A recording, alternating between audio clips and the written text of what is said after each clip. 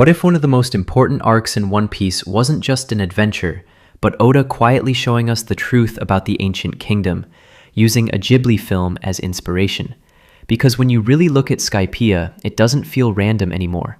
It feels intentional. And that starts with Castle in the Sky. Both stories begin with a mystery in the sky. In One Piece, it's Skypiea, a land above the clouds that most people don't even believe exists. And when we finally reach it, it's not just a fantasy setting, it's a fully developed world with its own history, its own culture, and most importantly, a connection to something ancient. In Castle in the Sky, it's the legend of Laputa, a floating island lost to time, treated like a myth, but hiding something far more important. Right away, both stories are doing the same thing. They use the sky to hide history. And then you get to what both worlds are actually built on: lost civilizations. Skypiea isn't just clouds and islands, it's tied directly to Shandora, an ancient city that originally existed on the blue sea before being sent into the sky, carrying its history with it. It's not just old, it's significant. Laputa works the exact same way. It's the remains of a civilization that abandoned the surface, leaving behind a kingdom filled with knowledge and technology no one else can replicate. That idea, a past world that was more advanced, now lost and misunderstood, lines up perfectly with what we now know about the ancient kingdom in One Piece. And this is where it gets deeper. Look at the technology. In Castle in the Sky, Laputa has autonomous robots, machines that are still functioning long after the people who created them are gone. Not broken, not destroyed, still active. Now compare that to One Piece.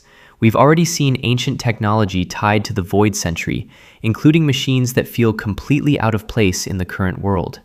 That idea, that the past was more advanced than the present, is identical in both stories. And Skypiea was one of the first times Oda visually introduced that concept.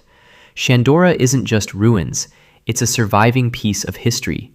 The Golden Bell, the city itself, everything about it represents something that the world lost. And when Monkey D. Luffy rings that bell, it's not about winning, it's about proving that something ancient still exists. That history wasn't erased completely, it's just been hidden. And what makes this even crazier is this isn't just a theory.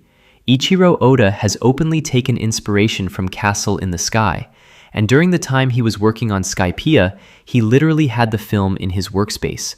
So this connection, it's not random, it's intentional. And when you go back and look at Skypiea with that in mind, everything lines up even more clearly. A sky island hiding ancient history, a lost civilization far more advanced than the current world, technology that doesn't belong in its time. It's the exact same foundation as Laputa, which means Skypiea might not just be an arc, it might be one of the earliest glimpses we've ever had of the ancient kingdom. And if that's true, then Oda didn't just take inspiration from Castle in the Sky. He used it to quietly show us what the lost world of One Piece actually looked like.